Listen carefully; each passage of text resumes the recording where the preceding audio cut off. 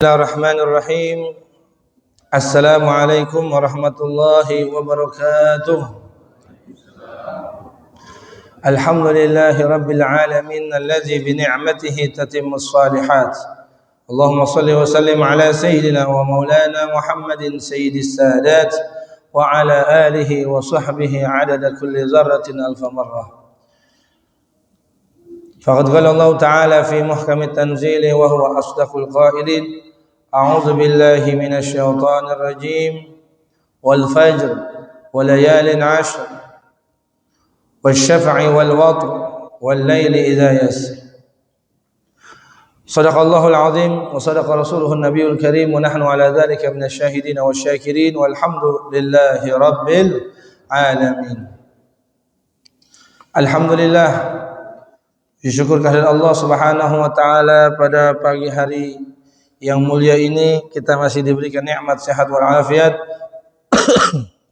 nikmat panjang umur, sehingga Allah masih berikan kita senantiasa kemudahan, taufik untuk melangkahkan kaki kita dari rumah kita ke tempat yang mulia ini. Mudah-mudahan langkah kita dari rumah ke tempat yang mulia ini dijadikan pahala yang dilipatkan oleh Allah Subhanahu wa taala dan terhitung daripada penggugur daripada dosa-dosa kita. Amin ya rabbal alamin. Salawat dan salam tak lupa kita curahkan kepada baginda Nabi besar Muhammad sallallahu alaihi wasallam yang senantiasa syafaatnya kita damba-dambakan nanti di yaumil qiyamah, kita mendapatkan syafaatul uzma. Amin ya rabbal alamin. Hadratul mukarram wal muhtaram Ketua DKM Masjid Al-Ikhlas yang dimuliakan oleh Allah Subhanahu wa taala, para pengurus Masjid DKM Masjid Al-Ikhlas dan juga para jamaah yang dimuliakan oleh Allah Subhanahu wa taala, bapak-bapak, ibu-ibu, yang mudah-mudahan semuanya kita semua diberikan oleh Allah Subhanahu wa taala kelapangan dalam rezeki kita, kesehatan dalam kehidupan kita dan kemudahan daripada urusan-urusan kita. Amin ya rabbal alamin. Bismillahirrahmanirrahim. Kita melanjutkan daripada bacaan kitab Bidayatul Hidayah yang 2 bulan yang lalu kita sudah membahas sedikit tentang bab yang selanjutnya, yakni adabul Jum'ah. Adab di hari Jumat. Kalau bulan lalu kita masuk Rabiul Awal, jadi kalau nggak salah pembahasan kita masuk ke pembahasan tentang Nabi Muhammad SAW dan keutamaan keistimewaan Nabi Muhammad SAW. Bismillahirrahmanirrahim. Qala al-mu'allif wa musannif rahimakumullah ta'ala wa nafa'ana bihi wa bi'ulumihi fi daraini amin ya rabbal alamin. Adabul Jum'ah.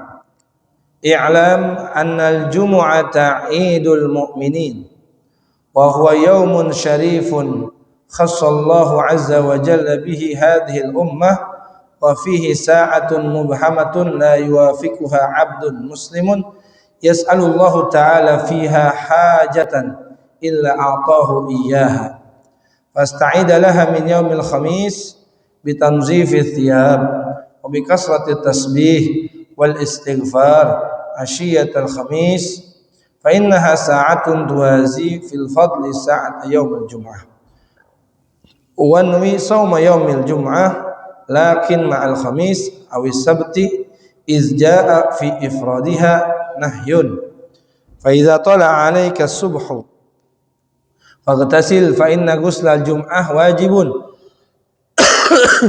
ala kulli muhtalimin ay sabitun muakkadun summa tazayyanu bi thiyabil bid fa innaha habbu thiyabi lillahi ta'ala wasta'mil min at-tib atyaba ma 'indak wa baligh fi tanzih badanika bil halqi wa qasr wa taqlim was siwak wa sa'ir anwa'in nazafah wa tatyibir raihah summa baqir ila al-jami' was'a ilaiha 'ala al-hinati was sakinah faqad qala sallallahu alaihi wasallam man raha ila al-jum'ah fi sa'atil ula fa ka'annama qarrabat budnatan ومن راح في الساعة الثانية فكأنما قرب بقرة ومن راح في الساعة الثالثة فكأنما قرب كبشا Wa man raha fi sa'ati rabi'ah faka'annama qarraba dajajah.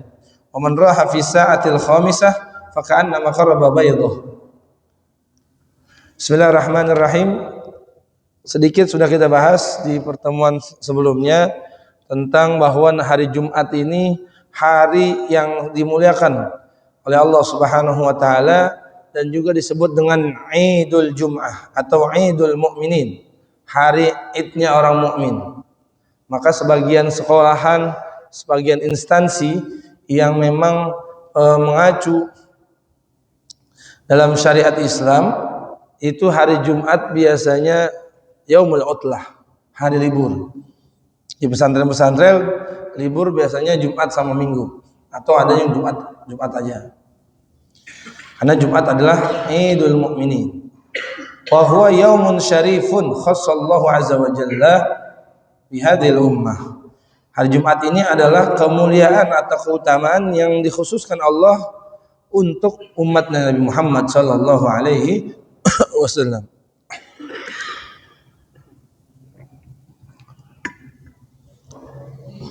Kayaknya semuanya musim ya. Batuk kayaknya musim banget ya. Udah sebulan saya kayaknya batuk nggak berhenti-berhenti. Udah berobat, udah ini luar biasa memang virusnya lagi banyak ya. Dan bukan di sini saja, di Tangerang, di Cipondo, di Jakarta kemarin juga sama. Memang lagi ramai virus batuk. Mudah-mudahan Allah sehatkan kita semuanya. Amin ya rabbal alamin. Nah, maka kata Imam Ghazali di sini fasta'idda laha min yaumil khamis. Maka kita disuruh siap-siap nih, siap-siap nyambut hari Id orang mukmin setiap minggunya. Itu udah di hari Kamis udah disuruh siap-siap. So ngapain? Bitanzifis siap. Cuci baju yang bersih. Artinya siapin baju buat hari Jumat nih. Jadi kalau memang kita kerjaannya mobil di luar, di jalan, itu minimal banget kita siapin baju buat nanti kalau di perjalanan kita mau sholat Jumat, mampir ke masjid sholat Jumat. Jadi jangan pakai baju yang memang kita keliling, kan keliling udah bawa matahari, udah bawa apa ya, itu nanti mengganggu kondisi yang ada di dalam masjid. Apalagi masjidnya ber-AC, tertutup ya, kayak baju dari mana-mana kita duduk sholat Jumat bareng-bareng, itu bau sangitnya berasa ke saudaranya, ke temannya sampingnya. Nah, itu bisa mengganggu. Maka dianjurkan untuk mempersiapkan ya siap baju. Kemudian bikasrati tasbih, banyak bertasbih wal istighfar, dan banyak baca istighfar. Istighfar ini adalah salah satu amalan yang Allah sendiri yang nyuruh. Bukan kiai lagi, bukan syekh lagi, bukan habib lagi. Yang nyuruh nih langsung Allah. Dalam surah Nuh dijelaskan, qul istaghfaru innahu kana ghaffara yursilis samaa'a 'alaikum midrara wa yumdidukum bi amwal wa banina wa yaj'al lakum anhara. Allah Subhanahu wa taala perbanyak baca istighfar. Karena istighfar itu pertama yursilis samaa'a 'alaikum midrara. Lagi kemarau nih panjang, belum hujan-hujan, itu kita dianjurkan banyak istighfar. Kenapa? Faedahnya yang pertama yursilis samaa'a 'alaikum midrara. Allah turunin air dari langit ya, Allah turunin hujan. Bagi orang-orang yang pengen turun hujan ya, banyakin baca istighfar. Wa yumdidukum bi amwal. Yang pertama faedahnya ya minta hujan. Yang kedua yumdidkum bi amwal, memanjangkan harta, artinya melancarkan rezeki. Makanya ada kisah di mana seorang syekh Jalaluddin Ar-Rumi, beliau pernah didatangi oleh tiga muridnya. Yang ketiga-tiganya ini datang dengan permasalahan yang berbeda, kemudian minta solusi yang berbeda. Datang bertiga bareng, satu-satu masuk. Guru, saya ada hajat ini guru, saya udah nikah 15 tahun, 20 tahun ini belum punya anak juga. Amalannya apa ya guru ya? Kata gurunya, kata Syekh Jalal Rumi beliau bilang banyakin istighfar. perbanyak istighfar. Lalu kemudian selesai, muridnya keluar, murid yang kedua masuk, yang mengeluhkan permasalahannya adalah, ya Pak Guru, saya minta amalan nih Guru. Ya Syekh, saya minta amalan. Untuk apa? Biar rezeki saya lancar ini Syekh. Kalau lagi surut banget ini rezeki. Kata gurunya, banyakin istighfar. Perbanyak istighfar. Nah kemudian murid-muridnya ini bertiga setelah masuk, kemudian di luar mereka bertemu, kepo lah dia, mereka ini bertiga saling kepo. Oh ya, dapat amalan apa dari guru? Aneh, udah lama banget ini nikah, belum punya anak belum dikasih anak juga sama Allah ini, belum dikasih percayaan sama Allah. Kata guru suruh banyakin istighfar. Oh lah, aku juga sama. Gua lagi minta pengen banyak rezeki ini biar rezeki lancar, guru suruh istighfar juga. Aku juga sama, nih bertiganya, tiga-tiganya disuruh banyakin istighfar. Nah mereka bertiga nih agak songong sama guru. Agak songongnya, wah gimana sih guru? Guru nggak punya amalan lagi apa selain istighfar? Ini Syekh nggak punya amalan lagi emang selain istighfar? Komplain lah dia, mereka masuk lagi bertiga, langsung masuk. Ya Syekh, apakah engkau tidak punya amalan lagi buat kami bertiga, sedangkan kami ini permasalahan kami berbeda-beda? Kenapa engkau suruh kami bertiga sama-sama untuk baca istighfar? Apa kata Syekh? Afalam taqra? Kata Syekh, apakah ente enggak pernah baca? Fi ayatil Quran, Allah Subhanahu wa taala yaqul, Allah Subhanahu wa taala berfirman, hadhil a'mal, ini amalan minallahi taala, dari Allah langsung. Lalu beliau baca surah Nuh. Qul istaghfaru innahu kana ghaffara yursilis samaa 'alaikum midrara wa yumdidkum bi amwali wa banina wa yaj'al lakum anhara. Pernah enggak baca kamu ayat ini? Dijelasin. Ayat ini Allah yang suruh. Allah yang langsung kasih amalan, ya. Kalau punya hajat-hajat tersebut, ya, banyakin istighfar. Bukan dari saya, dari Allah yang langsung. Kalau engkau komplain, engkau enggak setuju, nggak seneng, berarti engkau nggak seneng sama Allah, karena Allah yang ngasih. Akhirnya mereka pulang dengan yakin dan mereka mengamalkan amalan-amalan tersebut, dan tidak lama mereka hajat-hajatnya dikabul oleh Allah Subhanahu wa taala. Maka kita banyak dianjurkan untuk membaca istighfar di hari Kamis menyambut hari Jumat. Wan nisoma yaumil jum'ah wal khamis awis sabti iza jaa fi ifradiha nahyun. Dan niatin puasa di hari Jumat, tapi nggak boleh mengkhususkan di hari Jumat saja. Lakin ma'al khamis awis sabt, harus puasa sebelumnya atau setelahnya. Jadi nggak boleh mengkhususkan tuh dua. Puasa yang dalam ilmu fikih mazhab Imam Syafi'i tidak boleh mengkhususkan puasa itu di hari Jumat saja atau di hari Sabtu saja. Hari Jumat saja nggak apa, kenapa nggak boleh? Karena itu yaumul Id, hari Idnya orang mukmin. Jadi nggak boleh puasa hanya mengkhususkan di hari Jumat. Kalau mau hari Jumat mau puasa, harus Kamisnya itu puasa atau Sabtunya puasa. Atau memang kalau memang dia sedang melaksanakan puasa Nabi Daud, ya boleh, karena itu runtutannya udah dari awal mereka puasa nggak puasa, sehari puasa, sehari enggak, sehari puasa, sehari enggak. Kalau ketepatan hari Jumat boleh. Ya, kalau Sabtu alasannya kata para ulama, Sabtu ini adalah hari rayanya orang-orang Yahudi. Jadi nggak boleh mengkhususkan di hari Sabtu. Maka jelas betul dalam hadis Rasulullah SAW dalam Sahih Bukhari, Rasul memang memerintahkan kita untuk khaliful Yahud. Berbedalah kalian dengan orang-orang Yahudi dalam segala hal. Maka kenapa kita nggak boleh sholat ba'da subuh? Misal subuh ini nggak ada ba'diyah, kenapa? Karena khawatir menyerupai ibadahnya orang-orang Yahudi.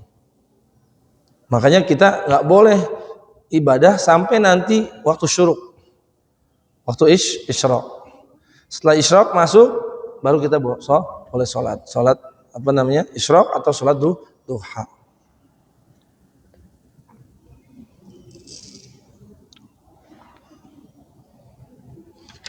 Nah itu sudah kita bahas minggu lalu, 1 bulan lalu. Tambahannya adalah wasta'mil minati bi atyaba min indik. Kemudian kita disuruh pakai minyak wangi-wangian, ya, pakai wangi-wangian. Makanya salat Jumat itu kita dianjurkan pakai minyak wangi agar apa? Agar kalau memang ada bau-bau itu nggak kecium sama kita. Yang bagusnya adalah nyium yang wangi. Final gus, kemudian faktasil, mandi. Kita disunahkan buat mandi di hari Jumat pagi. Niatnya nawaitul ghusla sunnata Jum'ah lillahi ta'ala, atau dalam hati aja saya niat mandi sunnah salat Jumat, niat mandi Jumat karena Allah Ta'ala. Nah, inilah sebetulnya yang disunahkan. Sebetulnya ini yang sangat disunahkan. Bukan malam Jumat itu yang disunahkan oleh Rasulullah. Artinya tidak mengkhususkan, sangat menganjurkan di malam Jumatnya. Jadi kesalahpahaman kita adalah malam Jumat itu bagi suami istri yang sudah berumah tangga hanya mengkhususkan sunnahnya itu malam Jumat berhubungan suami istri. Padahal ya, ini yang menyebabkan pahala yang besarnya itu adalah ketika malam Jumat mereka berhubungan, si laki-laki itu menyebabkan si laki-laki atau si suaminya ini mandi di pagi hari Jumat. Itu yang utamanya. Jadi utamaan besarnya itu adalah dalam hadis Bukhari, seorang istri yang menyebabkan suaminya mandi di pagi di hari Jumat. Karena nggak semuanya, ada yang mandinya tuh nanti jam 10 baru mandi, jam 9 baru mandi, jam 11 mau berangkat baru mandi. Ada yang nggak mandi sama sekali, berangkat aja sholat Jumat. Jadi kesunahan Nabi Muhammad SAW dalam malam Jumat itu ya banyak hadis-hadisnya yang menjelaskan memang tentang berhubungan suami istri di malam Jumat, membunuh orang Yahudi apa segala macam gitu. Yang hadisnya memang banyak diperdebatkan dan diperselisihkan. Artinya ikhtilaful ulama, ada yang mengatakan hadisnya dhaif, ya. Ada yang mengatakan hadisnya hasan, tidak nyampe sahih. Artinya adalah ada memang malam-malam tertentu yang dianjurkan oleh Nabi untuk berhubungan. Yang memang dianjurkan, kenapa malam Jumat? Karena biar Jumat subuhnya ya si suaminya mandi di hari Jumat.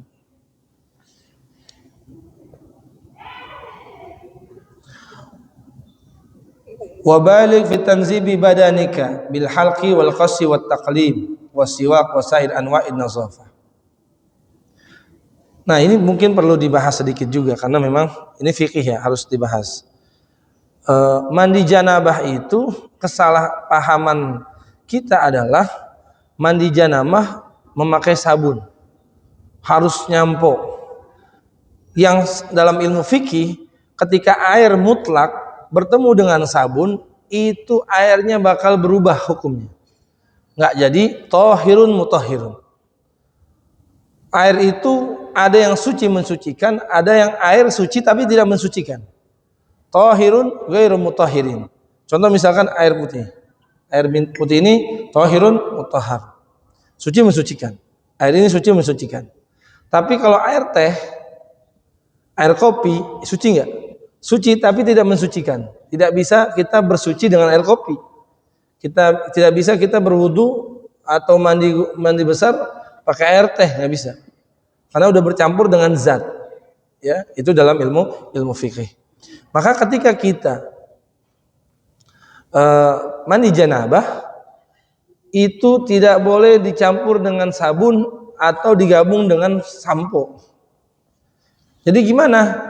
Pertama itu kita janabah niat mandi junub, kemudian sunahnya berwudu dulu. Setelah wudu, guyuran pertama kita niat nawaitul ghusla li rabbil hadasil akbar lillahi ta'ala. Kemudian kita mandi pakai air, ya hanya air saja. Hanya air saya, sekedar semuanya tubuh kita sudah kena air. Sunah-sunahnya diambil misalkan dari wudu pertama, setelah wudu basuh yang kanan dulu. Sunah-sunahnya sebelah kanan dulu, kemudian sebelah kiri basuh, semuanya udah kena semua, rambut semua kenain air aja semua. kumur-kumur, hidung kena air semuanya, kuping, lubang kuping udah kena air semuanya, semua tubuh kita udah kena air. Setelah itu baru kita pakai sabun.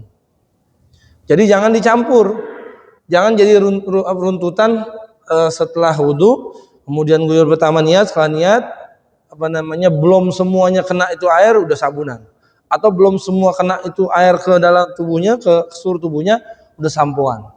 Jadi sampo ini bukan syarat atau bukan kewajiban atau bukan fardu rukun daripada mandi janabah, bukan ya. Tapi entah kenapa orang jadi ciri khas kalau pagi-pagi nyampo itu dia mandi junub gitu. Padahal nggak semuanya orang nyampo itu mandi junub. Karena mandi junub bukan syarat, bukan rukun daripada mandi janabah. Maka itu yang harus, karena kalau seandainya kita masih seperti itu mandi janabahnya, khawatir janabahnya nggak sah karena apa? Airnya bercampur, mukhtalit dengan air ya sabun, sehingga airnya udah nggak bisa mensucikan lagi. Kita anggap semuanya udah kena semua, udah suci aja, padahal airnya kena sabun. Nah itu yang seharusnya mungkin ada beberapa di antara kita masih melakukan hal tersebut. Apalagi yang disiapkan kemudian menggunting kuku, wa taqlim wal qas bil halq, ya, cukur rambut yang ada dalam tubuh kita, kecuali jenggot. Jenggot itu dianjurkan untuk qasul liha, membiarkan atau memanjangkan jenggot. Qasus syarib, dalam hadis Rasul memerintahkan kita untuk memotong kumis dan membiarkan jenggot. Atau menggunting kuku. Gunting kuku di hari Kamis siap-siapnya, ya, atau Jumat pagi siap-siapnya. Jangan, saya pernah ada satu masjid, saya lagi khotib, saya ngeliat betul tuh dekat imam seperti ini. Emang niat banget ia itu bawa gunting kuku ke masjid. Jadi khotib lagi khutbah, dia gunting kuku, cetek. Bagaimana hukumnya? Ya, dalam hadis Al-Imam Bukhari yang sahih dijelaskan, idza sa'idal khatibi ala mimbar, kalau khatib udah naik ke mimbar, fala yatakallamanna ahadukum, enggak boleh sedikit pun kita ngomong. Wa may yatakallam faqad lagaw, siapa yang ngomong maka sia-sia. Wa man lagaw fala jum'atalah, siapa yang sia-sia tuh Jumatnya, maka enggak dapat pahala tuh salat Jumatnya. Ya, enggak dapat pahala salat Jumatnya. Sama dalam hadis lain dikatakan, idza qulta li sahibika ansit yaumal jum'ah, ngomong doang nih, ngomong shoot doang. Shoot itu kan kalimat yang cuma beberapa huruf tapi bermakna. Orang paham nggak kalau kayak begitu? Paham. Kalau orang paham berarti itu kalimat, walaupun dengan bahasa Arab. Ada bahasa Arab satu huruf aja itu bermakna, itu juga bisa diartikan berbicara. Ansit yaumal jum'ah, nih khotib lagi naik, kita bilang jangan berisik. Misalnya anak-anak kecil nih, ya, anak kecil pada berisik, kita ngomong jangan berisik. Faqat lagu, sia-sia salat Jumat kita. Harusnya gimana? Ya, kata Imam Ghazali di sini, maka kita dianjurkan untuk memberikan tegurannya dengan isyarat. Wala bil kalam, jangan dengan perkataan. Boleh begini tapi la bil kalam, enggak pakai ada suara, enggak pakai ada perkataan. Kalau seperti ini kan ada perkataan. Kalau gini enggak ada perkataan. Tapi memang bagusnya dalam satu masjid itu kalau anak kecil mau dibawa dampingin. Jangan dilepas. Karena kalau dilepas dia gabung sama teman-temannya udah pasti bercanda. Yang kedua, dalam ilmu fikih memang anak kecil itu sebelum dikhitan sebetulnya dilarang masuk masjid, karena mereka itu membawa najis, masih membawa najis. Makanya di beberapa pendapat ulama itu sholat Id itu dianjurkannya di lapangan. Kenapa di lapangan? Karena sholat Id ini nggak bisa dilarang anak-anak kecil yang belum disunat, belum dikhitan. Nggak bisa dilarang terus untuk berbahagia di hari Id. Jadi silakan masuk. Di hari Jumat, kalau bisa memang anak-anak kita itu sebelum dikhitan Itu tadi makruh masuknya ke dalam masjid. Karena mereka masih membawa najis. Sama halnya ketika sholat. Ada yang bertanya saya, sholat, Nabi pernah mengajarkan sholat menggendong anak, menggendong cucunya dalam keadaan sholat. Boleh, boleh. Tapi tidak sah sholat menggendong anak yang anaknya itu belum khitan. Karena itu tadi, anak tersebut masih membawa najis selama dia sebelum dikhitan. Yang kedua, kalau anak itu pakai pampers, kita lagi sholat, kemudian dia nyamperin, ya hadis Nabi Muhammad SAW, beliau langsung ngambil menggendong cucunya. Kita mau ngaksanin kayak begitu, lagi sholat tiba-tiba anak kita nyamperin, kita mau gendong, tapi anak kita pakai pampers nih.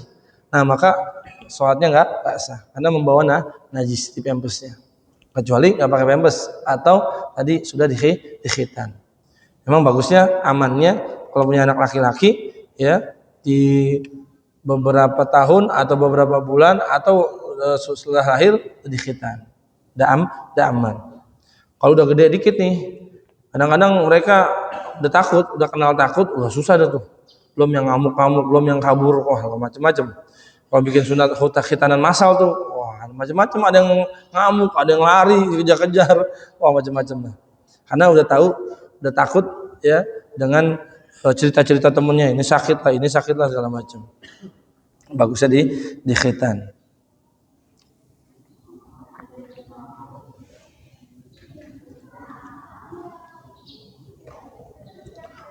Wa qala sallallahu alaihi wasallam, akhir hadis Nabi, man raha ilal jum'a ila sa'atil ula.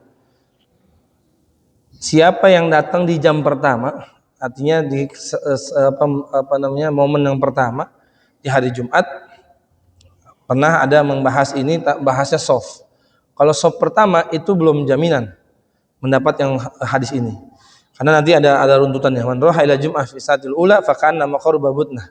Jadi yang pertama datang, waktu pertama datang itu mendapat unta, ya, sebagaimana dia mendapat pahala seperti unta.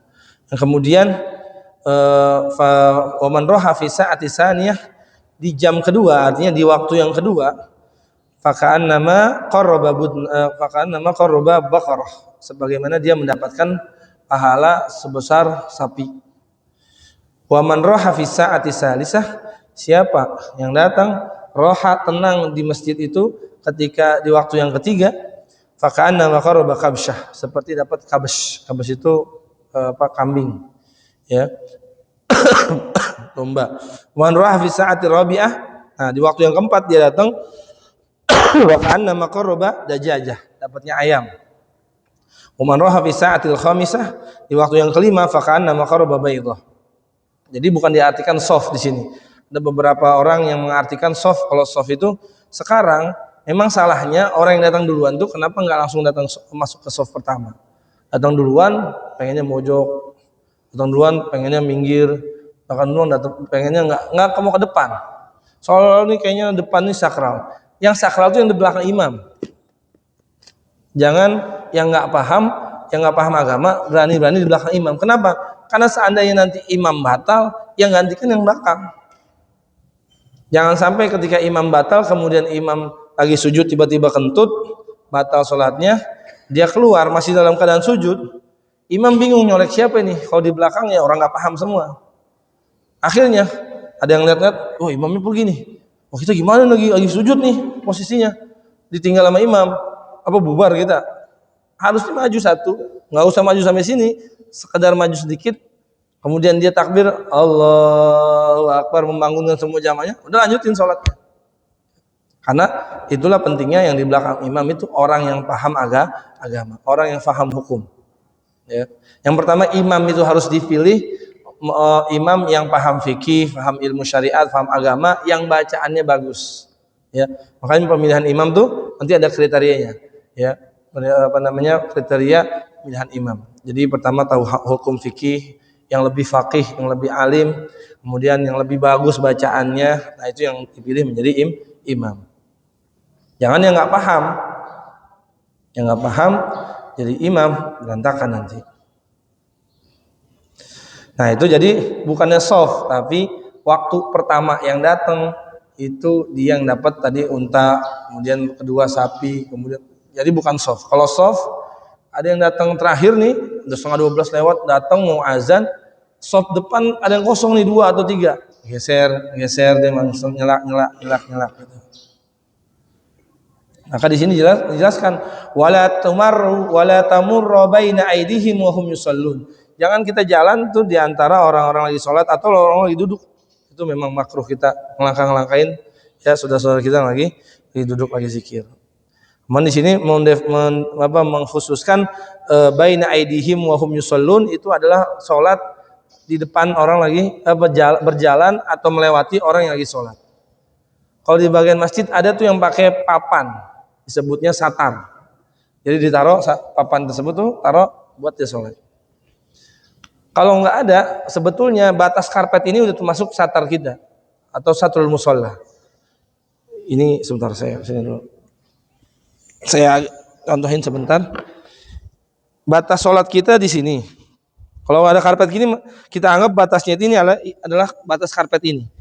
Jadi kalau Bapak maaf, bisa saya contohkan, Bapak sholat di sini. Nah, yang boleh kita melewati orang sholat itu adalah di luar batas dia, luar batasnya. Yang agak repot memang ada karpet masjid yang nggak bergaris begini, maka kita harus tandain. Misalkan pakai handphone atau pakai kunci, ya. Kayak ini nih. Tandain begini. Nah, inilah tanda satrul musola kita. Atau ada beberapa masjid yang bagus tuh, ada yang pakai papan-papan begitu buat satrul musola, dipinjam satu buat nandain dia batas sholat itu. Makanya kalau kayak begini dalam hadis Imam Bukhari, Nabi mengatakan kita dianjurkan nih kalau ada orang sholat begini, kemudian kita lewat, dianjurkan untuk menahan. Atau Bapak yang jalan gini, Bapak yang lewat. Selagi sholat, kemudian ada yang mau lewat, ditahan begini. Seandainya dia mau lewat juga, suruh dorong.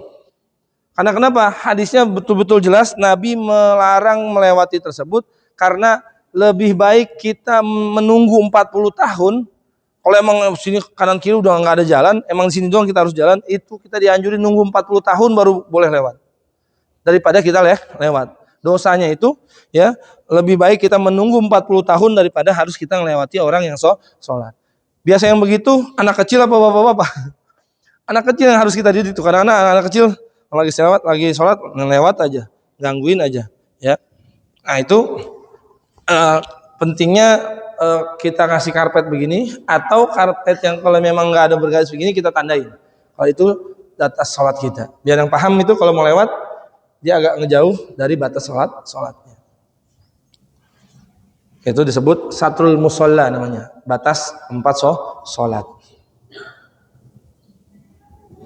Majlis bikur bihaitin ustawatan ala la yamur baina yadaik. Wallahu a'lam bishawab. Nanti kita lanjutkan lagi di pertemuan selanjutnya bahwa di hari Jumat itu kita dianjurkan duduk di tempat yang dekat tembok biar nggak ada yang ngelewatin kita, ya. Baina yadaik wala yamurru baina yadaik, enggak ada yang ngelewatin kita, karena ngelewatin itu memang sangat dilarang sebetulnya oleh Nabi kita Nabi Muhammad SAW. Makanya kalau yang datang duluan rapetin sopnya semuanya, udah rapi sopnya semuanya, jadi yang di belakang ya dapatnya di belakang, enggak yang di belakang tiba-tiba pengen maju ke depan. Wallahu a'lam bishawab. Silakan yang ada mau bertanya. Ya, betul Ustaz. Assalamualaikum warahmatullahi wabarakatuh. Waalaikumsalam warahmatullahi wabarakatuh. Pertanyaannya mengenai tadi membahas tentang mandi junub yang memang mengharuskan terlebih dahulu itu disiram oleh air suci dan mensucikan itu bisa sebelum tercampur air itu dengan sabun dan lain sebagainya. Bagaimana dengan baju kita yang ketika dicuci kebanyakan sama ibu-ibu atau sama asisten rumah tangga? Ya. Sedangkan baju itu kan ada yang kena najis, apalagi yang punya anak-anak. Kadang-kala itu langsung dicampur sabun dulu, sabunnya sudah berbusa baru ditaruh semuanya pakaian ke situ. Iya. Karena air yang suci mensucikan. Ya betul. Jadi nggak menghilangkan najis. Mencuci baju itu tolong disampaikan khususnya kepada ibu yang ada dan asisten-asisten mereka. Betul. Alhamdulillah. Ini pertanyaannya luar biasa, bagus sekali nih. Karena memang ini yang biasa terjadi. Kalau ibu-ibu misalkan yang pada ngaji paham nih, sedangkan yang nyuci bukan ibu-ibunya, dia punya pembantu, yang nyuci pembantunya nggak paham. Dan yang harus kita ketahui, kalau kita ngaji itu nanti kita tahu macam-macam najis. Saya nggak punya anak kecil ini karena najis macam-macam, Pak. Kalau kita tidur, kita nggak bisa meyakini kasur kita tuh, spray kita, sarung bantal kita itu terbebas dari najis. Karena air liur kita itu najis, Pak, ketika tidur. Ya, air liur yang bersumber dari lambung ketika tertidur. Kalau tidurnya duduk, mungkin enggak, bukan yang dari lambung. Tapi kalau tertidur, air liurnya itu najis. Makanya orang kalau sholat di masjid itu agak dilarang. Kalau sholat tidurnya di karpet. Jadi kalau nggak di karpet mah biarin aja sebenarnya, nggak usah dilarang-larang. Ya, bagi ada beberapa masjid itu yang malah menyediakan bantal. Bagus pakai bantal. Jadi yang najis itu bantalnya, bukan karpetnya. Kalau dia nggak pakai bantal, dia tidur di masjid, terus kemudian kena karpetnya itu kena ilernya dia, maka karpetnya najis. Dipakai buat ibadah, nanti nggak sah. Nah, jadi di rumah kita itu kita harus pahami dulu ada najis ainiyah namanya. Ada najis namanya hukmiyah. Najis ainiyah itu jelas kelihatan, najisnya kelihatan. Ketika ada najis kena jatuh di lantai atau di karpet atau di pakaian, itu yang harus pertama kita hilangin adalah ainiyahnya, najis yang kelihatannya, yang bentuknya kelihatan. Contoh misalkan ada kotoran kucing atau kotoran apa, ambil pakai tisu, kemudian buang. Nah, ini udah bersih belum? Belum, karena masih ada najis hukmiyahnya. Nah, disitulah yang jarang kita paham, ya, sehingga dikatakan kalau udah nggak ada najis ainiyahnya udah bersih aja. Sama di dalam rumah tangga kita juga, ya, pakaian kita nggak semuanya kita jamin semuanya suci. Makanya tadi yang ditanyakan bagaimana caranya biar nyucinya itu betul-betul pas, tidak menyalahi, artinya menyalahi betul-betul najis yang ada itu hilang, ya. Pertama, kalau memang kita ketahui ada najisnya, kita pisah, nyucinya pisah. Tapi kalau memang kita nggak ketahui dan memang kita khawatir nih ada yang najis di dalamnya, pakaian anak-anak kita, yang anak-anak kecil yang kadang-kadang ngumpul, yang kadang-kadang juga kencing di celana nggak ketahuan, masukin satu tempat pakaian kotor, gabungin begitu.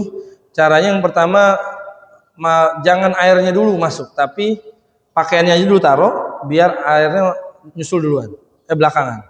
Semprot airnya, kemudian air suci semua tuh, belum pakai sabun. Jadi jangan kalau nyuci itu pakaiannya masuk, deterjennya dituangin, baru air, jangan. Tapi air dulu, ya, airnya aja dulu, deterjennya jangan. Karena tadi merusak, hukumnya jadi merusak air. Yang tadinya airnya thahirun mutahhirun, suci mensucikan, karena bergabung atau bercampur dengan sabun, jadi tidak suci mensucikan. Maka bagusnya pakaian masuk, kemudian airnya kita masukin. Setelah airnya kita masukin, ya, kita giling tuh, Bu. Atau kalau nggak digiling juga boleh, yang penting airnya banyak kita masukin, ya. Entar kita keluarin lagi, ya, karena itu buat mensucikan dulu. Kita buang, kemudian setelah kita buang, kita masukin air lagi, baru pakai deterjen. Itu yang lebih kehati-hatiannya. Cara yang kedua, kalau yang tadi lebih kehati-hatian tapi agak boros air, karena 2 kali, sama nyiram, udah diputar, udah segala macem, dibuang lagi airnya, baru masukin air yang kedua, masuk tetap sama yang tadi, pakaian dulu, baru air, baru setelah itu baru sabun dimasukkan. Ya, kalau yang ketiga, pakaian masuk, air masuk, kemudian digiling, setelah itu baru pakai sabun. Setelah itu dibilas satu-satu. Karena ada yang memang bilasannya itu langsung di mesin cuci itu juga. Ngeringin juga ada kadang-kadang di situ juga. Nah, itu yang khawatirnya tadinya pakaiannya nggak najis semua jadi najis semua. Karena bercampur satu najis itu semuanya najis jadinya. Satu gilingan itu, ya, najis semua. Makanya harus betul-betul diketahui bahwa yang bisa membersihkan izalatun najasah atau menghilangkan najis itu adalah tahirun mutahhar. Air yang suci mensucikan. Airnya jadi pakaian dulu baru airnya datang. Jadi airnya itu menyiram atau membersihkan. Setelah itu baru digiling atau setelah itu baru masukin sabun. Jadi jangan sampai airnya terkena sabun dulu, ya, karena merusak airnya. Alhamdulillah, ya mudah-mudahan ini menjadi pencerahan buat kita semuanya. Karena kehati-hatian inilah yang kan kenapa sih nyuci doang? Kita juga dijemur, kita juga kering, ya, hilang najisnya. Enggak, kalau enggak hilang itu najisnya kita pakai sholat nanti sholatnya sah enggak? Enggak sah. Karena izalatun najasah ini yang memang penting banget. Kenapa ketika Nabi Muhammad SAW dalam satu hadis dijelaskan marra ala qabrin. Nabi lewat satu kuburan yang kuburannya ini di dalamnya lagi disiksa sama malaikat. Kemudian Nabi Muhammad SAW dengan mujizatnya bertanya kepada malaikat tersebut dengan sebab apa ini orang, ini umatnya sedang diazab dalam kubur. Kemudian kata malaikat, ini orang semasa hidupnya istinjanya nggak bersih, sholatnya jadinya nggak diterima. Artinya sholat yang nggak diterima gara-gara ada pakaiannya yang terkena najis karena kencingnya atau istinjanya, ceboknya nggak bersih. Maka kencing itu, buang air kecil itu kita dianjurkan untuk jongkok, karena kalau jongkok itu dipastikan ya itu air kencing tiris. Setelah itu kita disunahkan untuk berdehem, agak biar neken, gitu. Ya, apalagi yang kencingnya berdiri, misalkan emang di kantor nggak ada atau ngantri lah toiletnya, emang kita harus berdiri kencingnya, itu betul-betul harus diperes sama di dehem bener-bener biar tiris. Karena ada sebagian yang nggak tiris tuh ketika kita pakai celana dalam itu berkeluar lagi Pak, nyusul. Ketika keluar itu berarti kena celana dalam kita. Celana dalam kita pakai buat nanti sholat johornya kita sholat, asar kita sholat, maghrib kita sholat pakai itu, ya. Di rumah baru kita ganti. Berarti selama kita kerja tuh, ya sholat di situ, waktu-waktu kerja sholat kita nggak diterima. Nah maka itu yang harus diwanti-wanti. Kenapa kita harus tahu betul bagaimana mencuci pakaiannya? Karena pakaiannya misalkan najis semuanya yang dicuci sama istri kita, maka yang pakaian yang kita pakai itu dalam keadaan najis, hukmiyah, ya, nggak kelihatan najisnya, namanya hukmiyah, ya. Kemudian kita pakai sholat kita nggak tahu, ya kita pakai aja sholat, ya. Nah itu bisa dikhawatirkan sholat kita nggak diterima. Mudah-mudahan Allah berikan kita semuanya hidayah, Allah berikan kita pemahaman, dan kita bisa amalkan apa yang bisa kita bahas, apa yang kita diberikan ilmu oleh Allah Subhanahu Wa Taala. Amin ya rabbal alamin. Cukup. Oh ya. Assalamualaikum.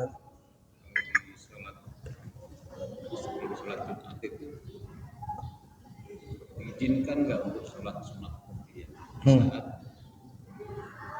khotib sudah naik? Oh ya, udah itu ya. Itu sebenarnya pembahasannya selanjutnya nanti. Ada di sini keterangannya. Wala taqudu hatta tusolliya tahiyyah. Dan janganlah kamu duduk dulu sebelum kamu sholat tahiyatul masjid. Jadi pas datang ke masjid jangan main duduk aja. Sholat dulu 2 rakaat tahiyatul masjid. Kalau belum sholat duha boleh kita sekalian sholat duha. Walaupun yang penting belum masuk zuhur. Ya pagi belum duha nih, kita sholat tahiyatul masjid 2 rakaat, kemudian naik lagi 2 rakaat sholat duha. Atau lagi malas-malasnya sholat, semalas-malasnya sholat, ya kita gabung. Kalau sholat sunnah itu boleh digabung. Dalam mazhab Imam Syafi'i, sholat sunnah itu boleh digabung. Misalkan kita sholat tahiyatul masjid ma'a sholat duha, ya sebelum tergelincir matahari masih boleh. Nah kemudian tadi wala tatruk tahiyah wa in kana al-imamu yakhthub. Dan jangan kamu tinggalkan tahiyatul masjid walaupun imam sudah berkhutbah. Wal imamu yakhthub. Bahkan tadi sini dikasih amal-amalannya, baca tahiyatul masjid itu baca surah apa aja. Ya, insyaallah nanti kita bahas lebih rincinya di pertemuan yang akan datang, tapi intinya diperbolehkan. Perbolehkan sholat tahiyatul masjid. Atau kalau qobliyahnya itu, ya. Jadi kalau qobliyah ini memang ikhtilaf ulama. Qobliyah Jumat itu ikhtilaf. Kalau mazhab Imam Syafi'i menganjurkan qobliyah. Tapi beberapa mazhab yang lain tidak menganjurkan qobliyah, sama dengan azannya. Ada yang azannya 1, ada yang azannya 2. Nah, ada beberapa masjid yang aneh lagi. Anehnya mereka nggak mau azan 2 kali nih. Tapi yang mau qobliyah suruh qobliyah. Jadi satu masjid tuh di daerah Jakarta, dia azannya 1 kali. Jadi pas masuk waktu azan, bunyi itu udah jam yang mengatai. DKM naik, pengurus DKM naik, kemudian ngumumin sudah masuk waktu zuhur, silakan yang mau sholat qobliyah dipersilakan. Jadi yang sholat qobliyah dipersilakan dulu sama dia. Setelah mereka udah pada sholat qobliyah, baru tuh Bilal naik, manggil khotib. Jadi Bilal naik, innallaha malaikatahu yusholluna 'alan nabi, kemudian khotib naik, azan. Jadi azannya cuma sekali. Ya. Maksudnya kalau memang azannya cuma sekali ya udah, nggak usah nyuruh orang qobliyah, karena memang kalau pendapatnya Imam Malik itu azan sekali, ya qobliyah itu nggak dianjurin, gitu. Nggak ada qobliyah Jumat. Tapi kalau mazhab Imam Syafi'i, ya, dan ada beberapa ulama yang bermazhab Imam Syafi'i yang menganjurkan kita qobliyah Jumat. Jadi nggak usah dipusingin. Kalau emang mau qobliyah silakan, yang nggak qobliyah juga silakan. Jangan berantem cuma gara-gara qobliyah. Jadi kalau khotib naik mau qobliyah silakan. Jadi qobliyah nanti itu termasuk daripada tahiyatul masjid. Qobliyahnya termasuk tahiyatul masjid. Kalau memang dia berpendapat nggak qobliyah, dia mau tahiyatul masjid aja nggak apa-apa. Jadi ketika khotib naik, yang dia sholat itu tahiyatul masjid, bukan qobliyah. Ya, bukan qobliyah Jumat. Besok kita akan membahas lagi lebih rinci lagi di pembahasan yang selanjutnya. Ya, silakan. Assalamualaikum warahmatullahi wabarakatuh. Ya. Saya dengar itu air harus benar-benar meresap ke tubuh kita ya. Mandi wajib tadi. Terus misalnya ada ini Pak Ustaz, ada tato itu gimana Pak Ustaz? Oh ya. Satu. Kedua yang najis tadi karena kebanyakan di ini kan berdiri Pak Ustaz ya. Seperti berdiri itu saya pribadi untuk menjaga itu saya kadang mengangkat sih Pak Ustaz. Karena ragu gitu. Ragu. Satu sisi itu buat kesehatan. Ya, nggak bagus nahan. Ya berarti memang harus yakinin betul ketika memang kencing berdiri, yakinin betul kalau memang udah bersih. Pertama ya tadi yang dianjurkannya oleh Nabi, pertama diperes, pencet, kemudian setelah itu dehem. Makanya kudu yakin. Kalau nggak yakin ya, atau kita kalau mau yakinin lagi, dulu pernah saya sakit anyang-anyangan dikit-dikit pengencing dulu. Jadi saya pakai tisu. Saya buat meyakini kena lagi nggak sih ini, maksudnya keluar lagi nggak sih ini air gitu. Saya pakai tisu, setelah kencing udah bersih semuanya, baru saya masukin tisu dalam celana dalam. Kalau memang di tisu itu antara basah lagi, berarti memang belum bersih banget. Waktu itu saya nyakit anyang-anyangan dulu gitu. Wah ini memang harus betul-betul harus jongkok, nggak bisa berdiri nih. Gitu. Oleh memang buat ngeyakinin. Tapi kalau masih syak terus, emang harus cari cara buat ngeyakinin diri gitu. Atau ya kalau memang mau ditahan terus ya, takutnya jadi penyakit, nahan kencing. Ntar lama-lama awal-awal mungkin enggak, ntar lama-lama jadi batu. Jadi ginjal nanti kena, jadi batu ginjal. Yang kedua, jadi yang tadi harus diyakinin dulu Pak. Ya, kalau perlu nanti Bapak cek betul-betul pakai tisu, kira-kira keluar apa enggak. Sampai Bapak tuh enggak syak lah saat itu. Ya, seandainya darurat memang harus kencing dalam keadaan berdiri. Kemudian pertanyaan pertama, mandi junub itu, mandi atau wudhu memang harus kena semua. Kena bukan meresap tapi semuanya kena. Bukan meresap tapi mengalirkan dalam fikihnya itu mengalirkan air ke seluruh tubuh, mengalirkan. Nah, kemudian bagaimana yang ada tato? Nah, tato ini memang ikhtilaf ulama juga. Karena memang logikanya gini, kalau memang tato itu nggak bisa masukin air ke dalam tubuh, tapi orang bertato keringetan nggak? Berarti kan air keluar, keringetnya keringetnya itu nggak tertahan dengan tatonya. Kalau seandainya memang tato itu terkena hal tersebut, makanya ulama berbeda pendapat. Ada yang berpendapat haram, nggak boleh, harus dihilangin dulu tatonya baru sah sholatnya atau mandi junubnya. Tapi ada beberapa pendapat ulama yang sharih juga, yang jelas juga tentang hal tersebut. Kalau memang udah lama udah jadi tato, udah jadi kulitnya aja, udah dianggap udah jadi kulitnya, mudah-mudahan tuh udah Allah Allah maafin. Yang penting jangan udah ketahuan bertato nggak mau sholat gara-gara tatonya. Emang harus ikhtiar, kalau memang bisa dihilangin. Kalau memang malah jadi zolim dengan tubuhnya karena harus merusak tubuhnya untuk menghilangkan tato, ya udah silakan. Tapi yang penting jangan ninggalin sholat gitu. Yakinin bahwa air itu masuk. Itu logikanya para ulama melogikakan, kalau air keringat aja bisa keluar, berarti kan tato itu nggak menghalangi pori-pori ya kulit untuk meresapi air, karena keringat kita tetap keluar. Kalau katanya yang bertato tetap keluar katanya, saya belum tahu juga, tapi katanya seperti itu. Yang bertato katanya tetap keringetan, kalau nggak keringetan mau bahaya juga. Nggak keringetan. Jadi bagusnya memang dihilangkan kalau memang bisa. Kalau memang nggak ada, jangan coba-coba, karena ya dosa juga, sama dosa. Ya khawatirnya tadi semua ibadah kita nggak diterima. Tapi kalau memang udah telanjur seluruh tubuhnya ada tuh, di TV tuh ada, di YouTube yang semua tubuhnya tuh udah tato semua. Kemudian ada Sayyidil Habib Umar yang lanjutin jalanin, yang penting ibadah istiqomah, jangan sampai bolong lagi. Ya, istighfar, bertobat sama Allah Subhanahu wa taala, salat tobat yang banyak, ngampunin dosa-dosa kita ketika bertato tadi.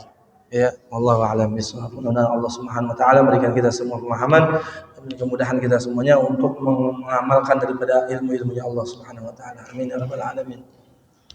Al-Fatihah. A'udzubillahi minasyaitonir rajim. Bismillahirrahmanirrahim. Alhamdulillahil alamin.